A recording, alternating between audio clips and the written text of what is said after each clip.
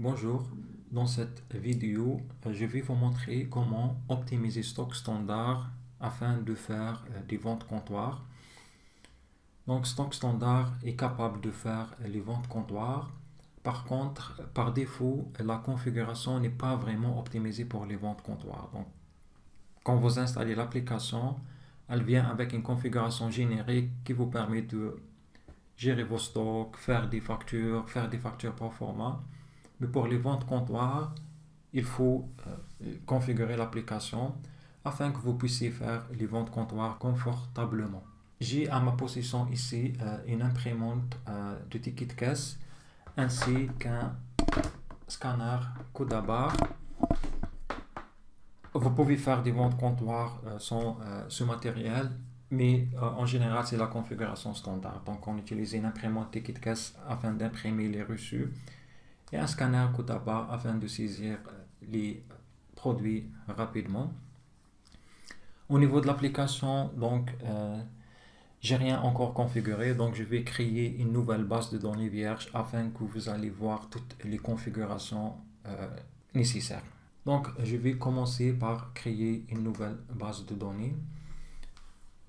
Quand vous créez une nouvelle base de données, la première chose à configurer, c'est le pays.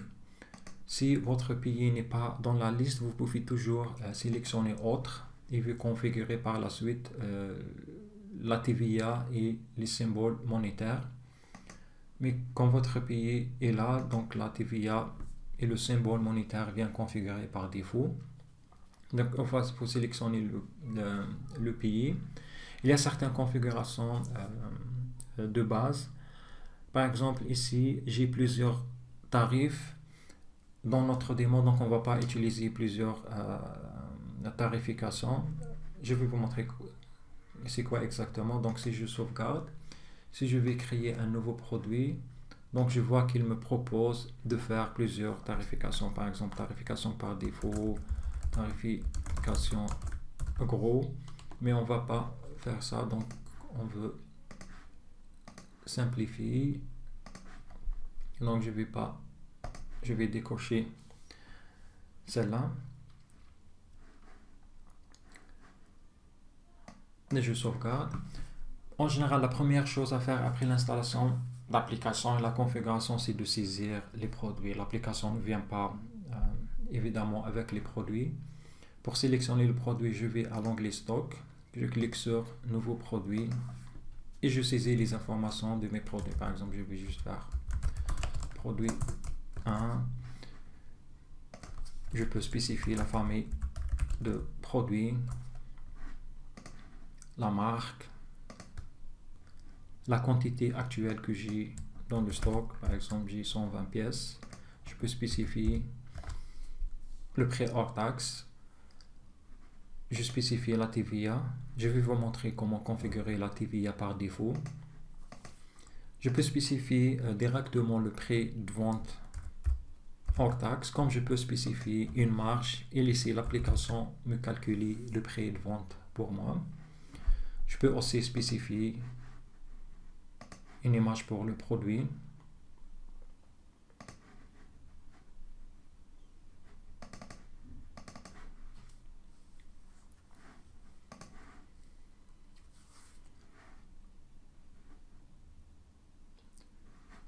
Pour saisir un deuxième produit, donc je dois fermer celui-là et je crée un nouveau. Mais ceci n'est pas pratique. Donc au départ, si vous allez à saisir plusieurs produits, donc il n'est pas pratique de à chaque fois fermer et d'ouvrir un nouveau produit. Donc je vais configurer l'application pour qu'elle ferme automatiquement l'article et elle m'ouvre une nouvelle fiche pour saisir un nouveau produit. Donc je vais à configuration, produit. Il y a cette option démarrer automatiquement un nouveau produit après la sauvegarde et fermer automatiquement le nouveau produit après la sauvegarde. Donc si je vais maintenant saisir mon produit, je vais encore configurer la TVA par défaut. Donc je vais afficher TVA et taxes et je sélectionne la TVA par défaut. Maintenant j'ai automatiquement la TVA sélectionnée. Je vais faire produit, saisir l'information. Dès que je sauvegarde, l'application automatiquement ferme le produit et a démarré une nouvelle fiche pour moi. Mais ce que je veux faire, je ne veux pas saisir mes produits manuellement, car j'avais un fichier Excel avec la liste de produits que j'ai exporté en format CSV. C'est simple pour exporter depuis Excel vers un format CSV. Dans le fichier Excel, vous cliquez sur enregistrer sous, et dans la liste des formats, vous sélectionnez le format CSV. On a une vidéo pour ça, donc vous pouvez consulter la documentation. Dans mon cas, j'ai déjà le fichier. Donc voici mon fichier avec les produits que je veux importer.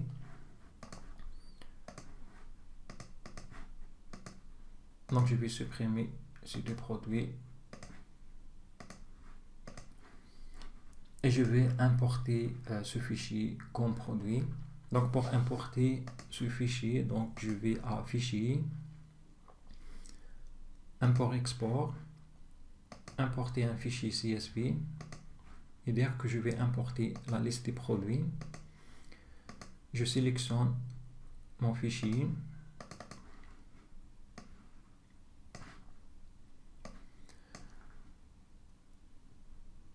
Je dois aussi montrer à l'application comment mon fichier est configuré, les paramètres de mon fichier. Donc par défaut, l'application suppose que les informations sont séparées par des virgules. En général, vous avez une colonne, par exemple code, virgule, libellé.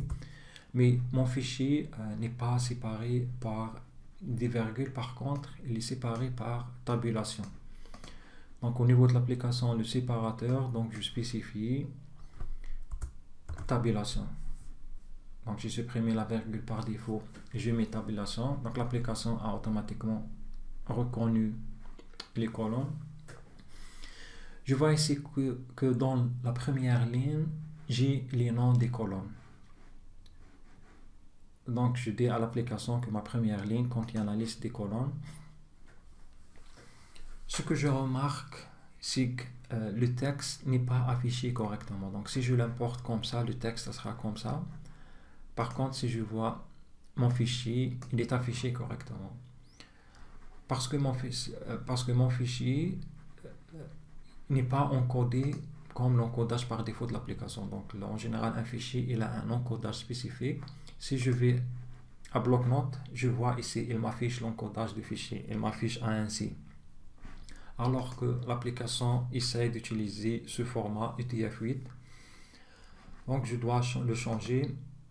En général, UTF-8, il est souvent utilisé, mais si vous avez ce fichier comme ça, vous avez les informations qui ne sont pas correctes, essayez avec UTF-7. En général, ça va régler le problème. Sinon, vous essayez d'autres encodages. Je vois maintenant que mon fichier est affiché correctement. Il faut noter que ceci est juste un aperçu. Donc l'application ne va pas afficher toutes les lignes, elle va afficher juste les 10 premières lignes. Aussi autre chose, si vous allez voir le prix d'achat, j'ai ici un point qui est mon séparateur décimal. Si vous avez la virgule comme séparateur décimal, donc vous le spécifiez ici, le séparateur décimal, afin que l'application importe les montants correctement. La même chose si vos chiffres ont un séparateur de milliers, vous pouvez spécifier le séparateur de milliers ici. Je clique sur suivant.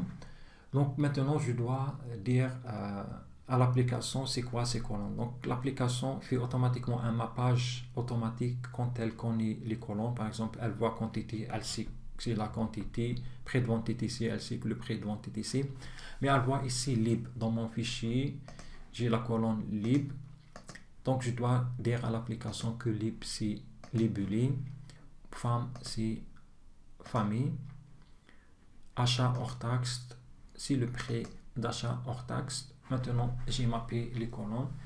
Il n'est pas obligatoire d'importer toutes les colonnes. Si par exemple, je ne veux pas importer la quantité, donc je peux juste ne pas importer la quantité, la laisser vide et l'application ne va pas l'importer.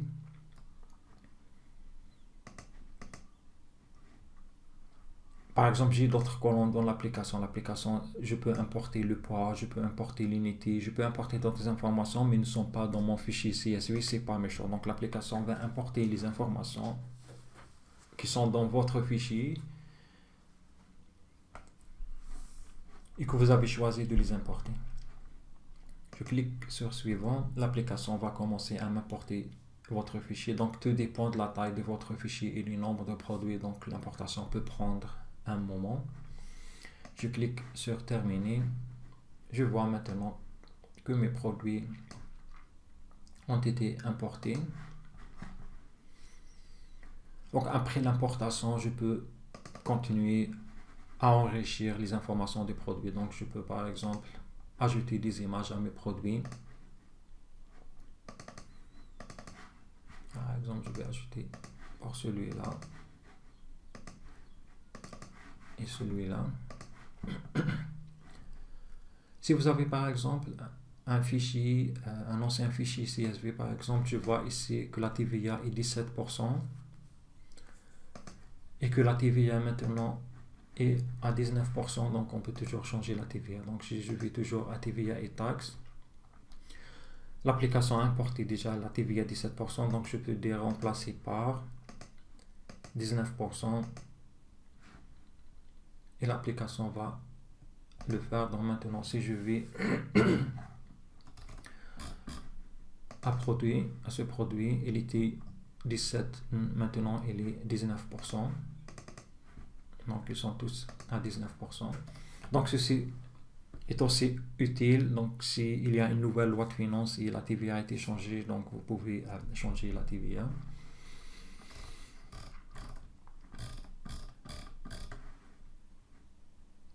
Il y a d'autres informations que vous pouvez ajouter au fichier, donc en dehors au produit. Donc en dehors de l'image, vous pouvez avoir des pièces jointes. Donc vous pouvez attacher d'autres fichiers. Je ne sais pas si la spécification de produits. Donc vous pouvez toujours enregistrer la liste de vos produits. Mais en général, pour les ventes comptoirs, c'est tout ce qu'on a besoin. Donc le nom, le prix et l'image. Elle n'est pas obligatoire l'image, mais parfois c'est utile. Donc si vous avez plusieurs produits qui se ressemblent, donc à partir de l'image, la personne qui fait la vente, elle peut toujours vérifier. Maintenant, si je veux faire une vente comptoir, je vais à vente.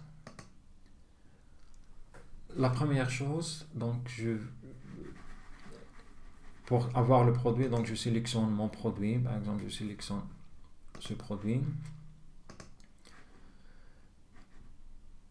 Pour valider la vente comptoir, une fois j'ai sélectionné mes produits, donc je clique sur valider pour dire que ma vente comptoir a été validée et que je clique sur payer pour dire que la vente comptoir s'est payée.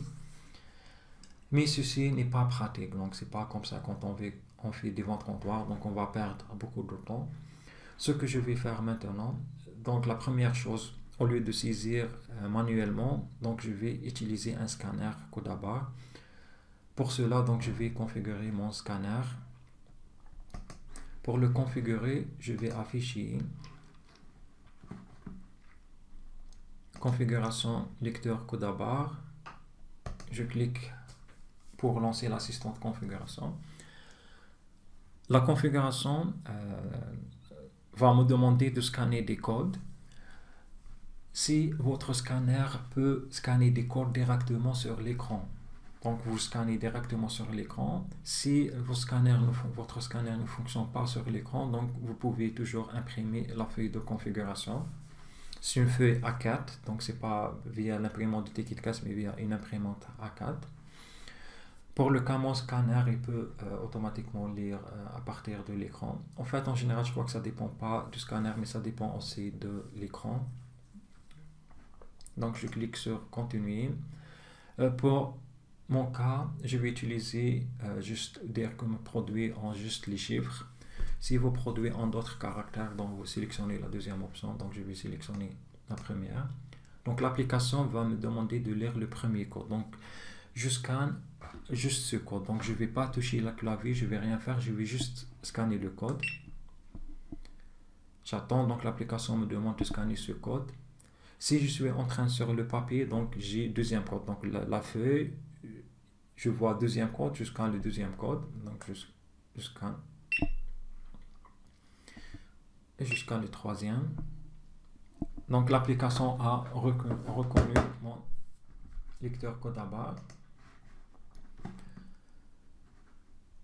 Maintenant, si je vais au vente comptoir, si je scanne un article, si vous voyez en bas, dans la barre d'état, l'application me dit que l'article n'a pas été trouvé. Donc, je dois associer les codes à barre à mes produits. Donc, je vais revenir à ma liste des produits. Il faut noter que si votre Excel contient directement les codes à barre, donc vous pouvez les importer. Moi, je vais le faire juste manuellement. Donc, j'ouvre le premier article et je scanne son code. Donc, il me dit en bas que le code a été ajouté. Je peux le vérifier. Donc, si je vais à code à barre, je vois que le code a été ajouté. Je sauvegarde. Je vais juste ajouter quelques codes qu'on peut utiliser pour les ventes comptoirs. Donc, le deuxième.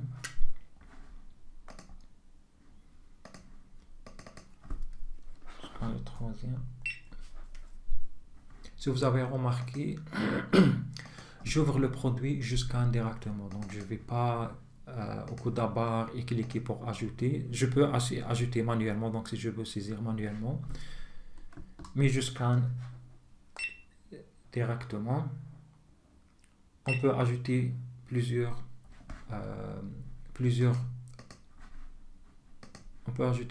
codes au produit. Donc ici j'ai ajouté 2 codes. Si par exemple j'essaie d'associer un code qui est déjà associé à un autre produit, donc si je scanne un code existant, l'application va automatiquement m'ouvrir l'autre produit. Donc, je vais ajouter un code à ce produit. Donc c'est tout pour que je puisse continuer la vidéo. Donc maintenant, si je vais à la vente comptoir, si je vais une nouvelle vente comptoir, maintenant dès que je scanne le produit, l'application va l'ajouter automatiquement. Donc quand un produit n'existe pas, l'application va me dire que l'article n'a pas été trouvé. Pour l'image de produit, donc vous pouvez toujours vérifier l'image à partir de vente. Si vous cliquez sur cet écran, donc vous allez voir l'image de produit ainsi que d'autres informations, par exemple la quantité actuelle et le prix d'achat.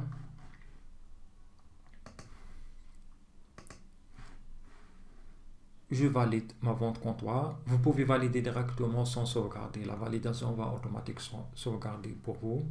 Donc je clique sur valider. Pour payer, donc je clique sur payer.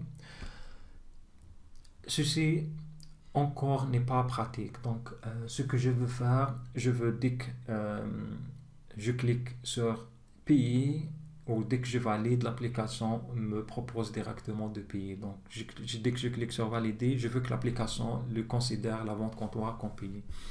Donc pour ça, donc je vais toujours à configuration. Il y a les options suivantes au niveau de pièces. Je sélectionne cette case, démarrer automatiquement une nouvelle vente comptoir après la validation. Cela veut dire, dès que je valide ma vente comptoir, l'application va automatiquement démarrer une nouvelle vente comptoir. Donc je ne vais pas m'amuser à revenir à vente et cliquer sur une nouvelle vente comptoir. Payer automatiquement la vente comptoir après la validation. Donc dès que je valide, l'application va marquer la vente comptoir comme payée. Je clique sur cette case à cocher. J'ai aussi l'option pour afficher automatiquement le calculateur rendu monnaie lors du paiement. Je coche, donc l'application va m'afficher le calculateur rendu monnaie. Je clique sur cette aussi, fermer automatiquement la vente comptoir après validation. Donc si je valide, la vente comptoir est payée, je la ferme automatiquement, donc pas besoin de la fermer manuellement. Donc je clique sur ça. Maintenant, si je reviens en vente comptoir, donc je clique la première fois sur une nouvelle vente comptoir. Maintenant, si j'ajoute quelques produits.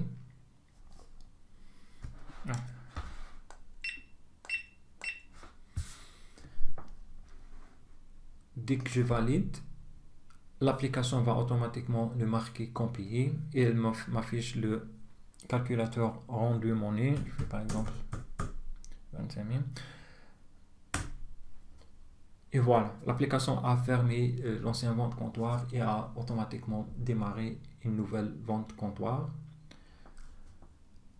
Par contre, on n'a pas de reçu, on n'a rien. Donc, qu'est-ce que je veux faire maintenant? Je veux afficher, je veux pouvoir imprimer des reçus de mes ventes. Donc, je vais par exemple ouvrir une nouvelle vente comptoir. Dans la configuration par défaut, l'application utilise une impression normale. Donc, c'est par défaut un modèle d'impression A4. Mais ce n'est pas pratique pour mes ventes comptoir. Ce que je veux imprimer des tickets de caisse. La première chose à faire, c'est d'activer les tickets de caisse. Je vais sur Fichier, Impression et matériel point de vente. Je vais ici imprimante ticket de caisse et j'active l'option imprimer des tickets de caisse. Donc une fois l'option activée, si je reviens à mon vente comptoir, j'ai une nouvelle icône ticket qui apparaît. Je dois sélectionner l'imprimante. Il faut que l'imprimante soit configurée dans le système, c'est-à-dire ici j'ai un fichier depuis bloc-notes, je peux toujours imprimer. Donc si je vais imprimer, je dois pouvoir imprimer. Donc l'imprimante, il faut qu'elle soit configurée. Voilà, j'ai fait imprimer, donc j'ai l'imprimante qui fonctionne. Donc maintenant, je peux l'utiliser dans l'application. Je sélectionne la bonne imprimante. C'est ça pour mon cas, pour 80. La taille de papier, en général, il a deux tailles. Il y a le 80 mm et le 58. Dans mon imprimante, j'ai mis le 80. Le 58 aussi marche et supporté par l'application. Je sauvegarde. On va voir tout de suite les autres options. Maintenant, si je reviens à mon vente comptoir, je peux imprimer un ticket de caisse. Mais ce que je veux, c'est je veux le personnaliser. Donc, je dois ajouter par exemple un logo ou bien ajouter d'autres textes. Donc, je vais vous montrer comment personnaliser le ticket. Toujours dans impression et matériel pour vente. J'ai ici ticket de caisse, donc je clique sur par défaut, le format par défaut. Donc par exemple, je veux afficher un logo au lieu de ce texte, donc je clique sur ajouter un composant et je sélectionne ici, j'ai l'image, je sélectionne mon image, je sauvegarde, donc toujours il faut sauvegarder. Si je fais un test, je vois que c'est très grand.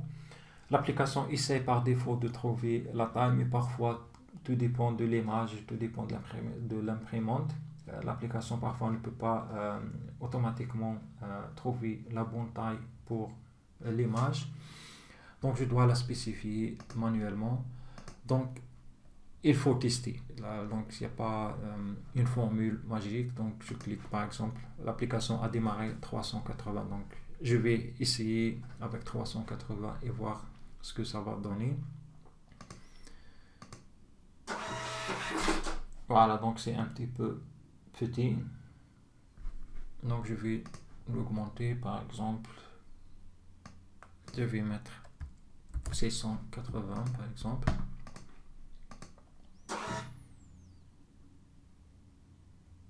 C'est bloqué.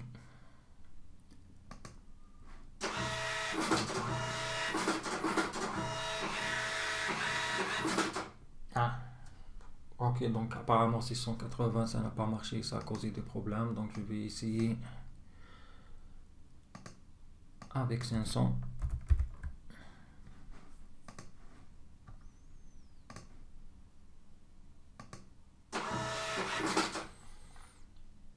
Ok, c'est toujours un petit peu petit, donc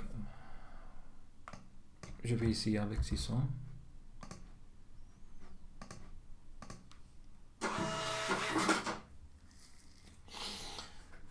Donc vous avez compris le principe, donc vous pouvez le configurer.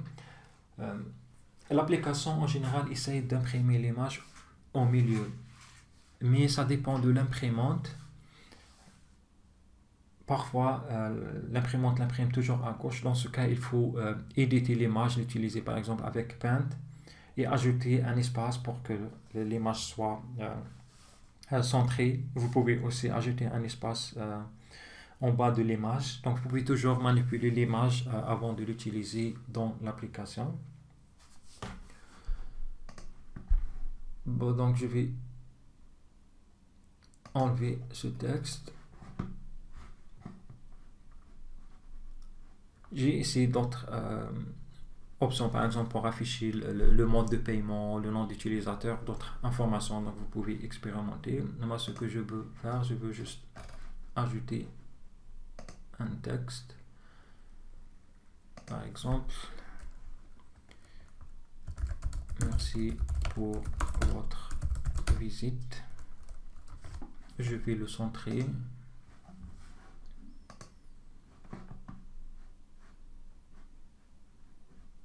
Et j'essaie.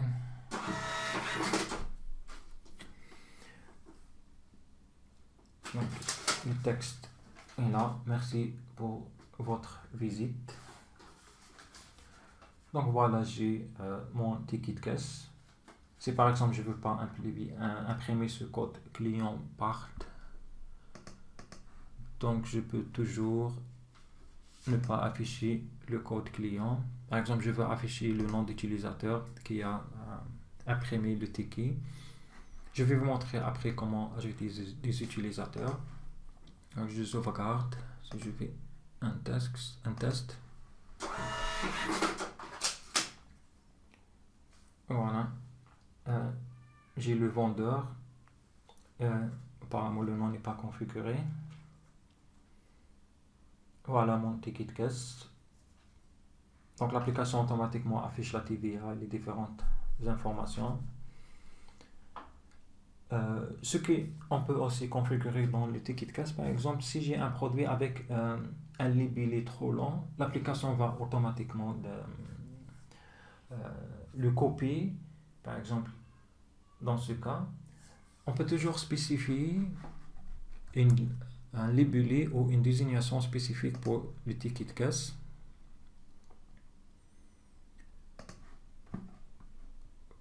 Par exemple, pour ce produit, dans information, ticket de caisse, par exemple, je vais juste faire, par exemple, j'ai les droits. Je ne sais pas ce que ça va fonctionner dans les tickets des ventes que j'ai déjà ou à partir des nouvelles ventes.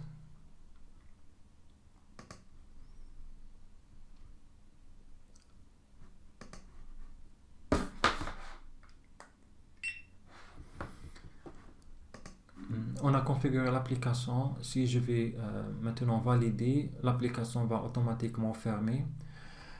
Donc on ne peut pas voir ce test.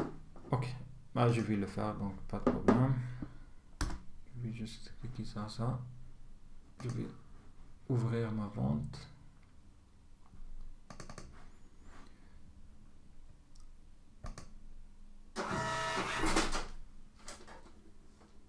Voilà. Dans le libellé, j'ai les droits. Par contre, si je vais l'imprimer en format A4, ça ne va pas l'utiliser. Donc, ça va utiliser ce qui est affiché à l'écran.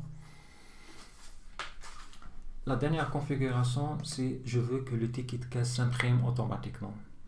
Donc toujours dans impression et matériel point de vente, au niveau imprimante ticket de caisse,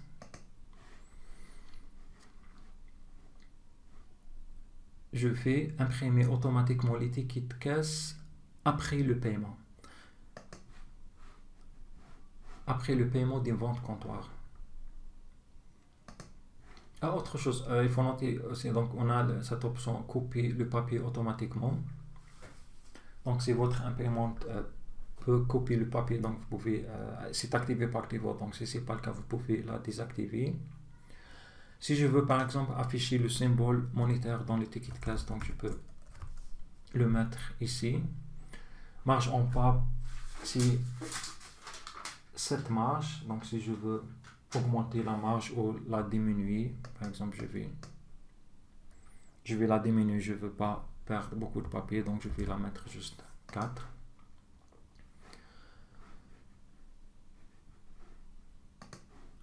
Maintenant, dès que je valide mon vente comptoir, la vente comptoir est déclarée, payée automatiquement, j'ai le rendu monnaie qui s'affiche. Et j'ai le ticket qui s'imprime automatiquement. Donc on a ajouté le symbole monétaire, donc il est ajouté. On a diminué la marge, donc ça a diminué. Je veux encore imprimer, puisque l'application affiche le rendu monnaie, je veux que ces informations aussi s'affichent dans le ticket. Toujours dans la personnalisation de mon ticket de caisse.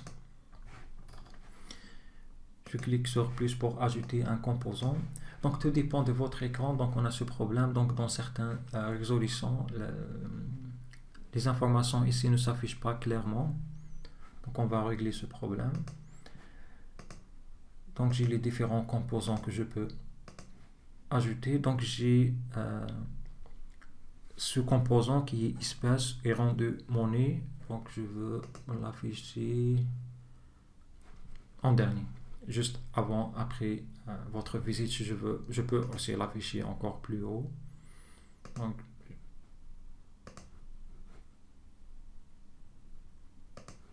je veux l'afficher ici. Maintenant, je vais faire une nouvelle vente.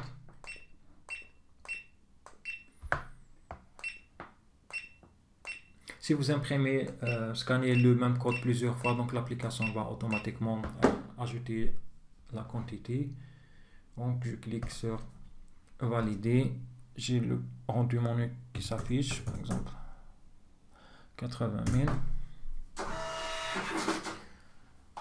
Dans mon ticket, j'ai maintenant ce qui a été payé en espèces 80 000 et le rendu monnaie 283,09. Si vous avez remarqué, vous pouvez toujours revenir à vos ventes comptoir. Donc, je vais la fermer. Donc, si je vais toujours à vente comptoir, je peux toujours ouvrir les ventes comptoir que j'ai déjà fait.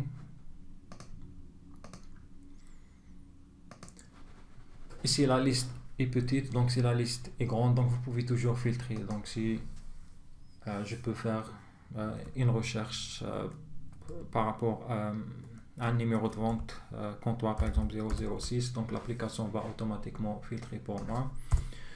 Je peux par exemple les grouper par date. Si je prends la date et la faire glisser ici, donc l'application va les grouper par date. Ceci est valable aussi dans toutes les listes, par exemple dans la liste de produits. Si je glisse famille, l'affichage sera groupé par famille.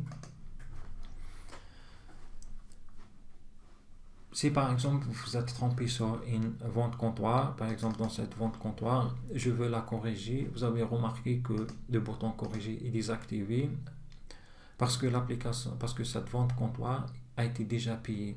Donc pour pouvoir la corriger, donc je dois en premier lieu supprimer le paiement. Donc si je vais au paiement, je vois le paiement associé à cette vente comptoir. Donc je clique sur le paiement, je le supprime. Maintenant je peux corriger ma vente, par exemple. J'ai ici 2 au lieu de 1 et je refais l'opération. Bon, j'ai annulé directement, j'ai pas spécifié le montant. Donc, quand j'ai pas spécifié le montant, donc j'ai pas le rendu monnaie qui s'affiche ici.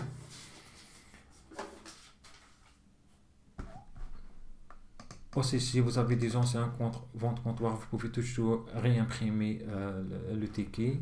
Si vous voulez personnaliser le ticket juste pour cette vente, donc vous pouvez toujours personnaliser avant l'impression.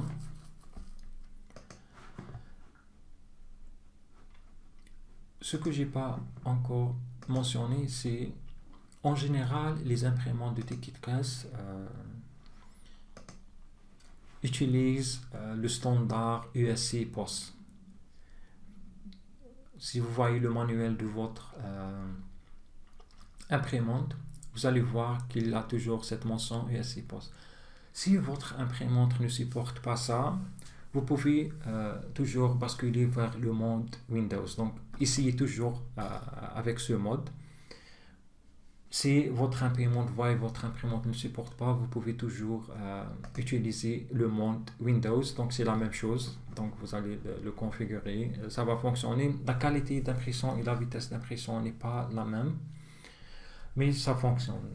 Donc, vous avez toujours un plan de secours.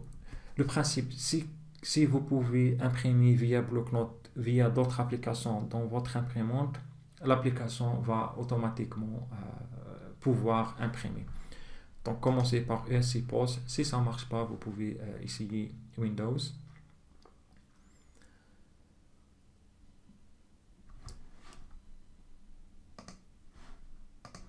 Vous pouvez toujours suivre ce qui a passé dans votre magasin. Donc, la première chose, si vous allez aux onglets stock, vous avez les mouvements. Donc, les mouvements vont vous afficher toutes les opérations parvenues sur le stock. Par exemple, ici, je vois que j'ai des rentrées stock parce que j'ai fait l'importation de fichiers CSV, donc j'ai le stock initial.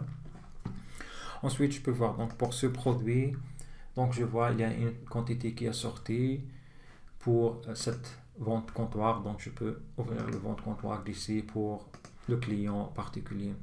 Autre chose, j'ai oublié de mentionner, donc par défaut, l'application utilise le client particulier pour les ventes comptoir. Vous pouvez toujours le renommer et sauvegarder, par exemple, passager ou, je sais pas, le nom que vous utilisez.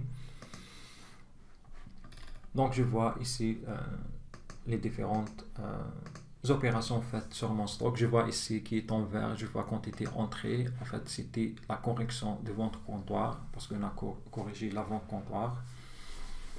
Vous pouvez aussi afficher les mouvements par produit. Donc, si j'ai mon produit ouvert, donc je peux afficher juste les mouvements de ce produit. Par défaut, l'application affiche les mouvements sur la dernière semaine, je crois sur les 3 derniers jours. Donc, vous pouvez toujours afficher plus. Par exemple, si je fais ici, par exemple, 2020, donc ça va m'afficher plus d'informations. Donc, on a les mouvements qui nous permettent de voir. Maintenant, si je veux, par exemple, voir le bénéfice, donc je fais des ventes comptoir et je peux voir les bénéfices. Donc, je vais au partie reporting. On a un ensemble de rapports. Donc, j'ai par exemple des rapports bénéfices commercial. Donc, si je fais par exemple bénéfice commercial journalier,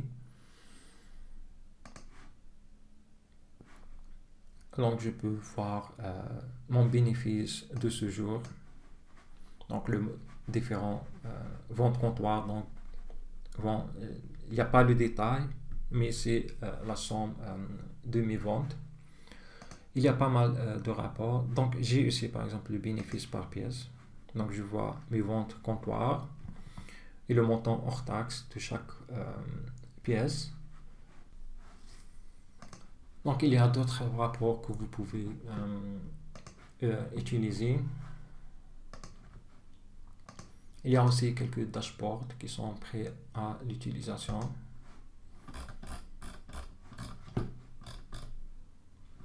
Par contre, ils ne sont pas optimisés pour les ventes comptoirs. Mais par contre, pour produits, donc je peux voir par exemple les produits les plus vendus. Je vais vous montrer aussi si vous avez par exemple d'autres personnes qui travaillent avec vous, ou bien si vous avez un vendeur ou une vendeuse que vous voulez qu'ils peuvent juste faire les ventes. Vous pouvez toujours créer d'autres utilisateurs. Donc la première chose, donc je vais changer mon mot de passe. Donc par défaut l'utilisateur est admin, donc je vais créer un nouveau mot de passe et je clique sur gérer les utilisateurs. Par exemple, je veux ajouter un vendeur, par exemple Adam. Je spécifie le mot de passe et je vais dire que Adam peut seulement faire les ventes, juste les ventes comptoirs. Je vois cette option correction après validation. Par exemple, si je veux qu'il ne peut pas corriger, une fois qu'il valide, il ne peut pas corriger. Donc, je vais lui pas donner cette permission. Je sauvegarde, il faut toujours sauvegarder. Maintenant, si je me déconnecte et je me connecte avec Adam.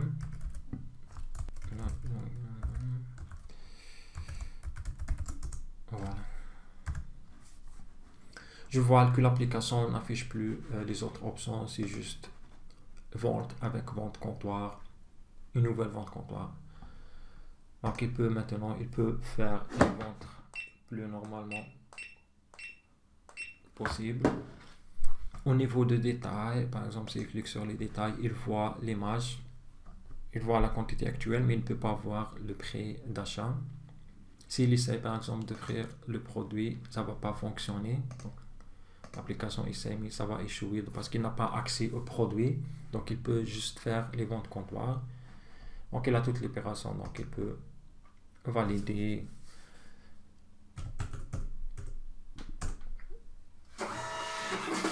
Et faire les ventes correctement sans qu'il a accès à d'autres informations de l'application. Je ne sais pas si je oublié autre chose relié à la vente comptoir. Je sais que j'ai pas mentionné le tiroir ticket caisse.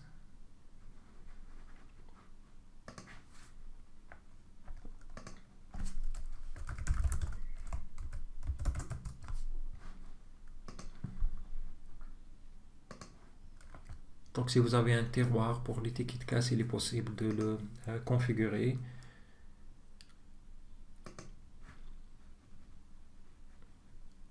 Donc, si vous activez les tickets de caisse, il sera activé automatiquement. Donc, tout dépend de votre configuration. S'il est connecté à l'imprimante ticket de caisse, vous dites qu'il est connecté à l'imprimante. S'il est connecté directement. Ce que j'ai pas mentionné, donc, c'est parce qu'il n'y a pas vraiment un standard pour les tiroirs ticket de caisse. Donc, il faut consulter la documentation pour saisir ces informations. Donc, vous pouvez nous contacter, on peut vous aider à faire ça. Si j'ai oublié quelque chose et vous avez besoin de quelque chose, il suffit juste de nous contacter. Donc, on va toujours ajouter d'autres vidéos. Donc, j'ai essayé de vous montrer le maximum pour que vous puissiez faire des ventes comptoirs. Merci et au revoir.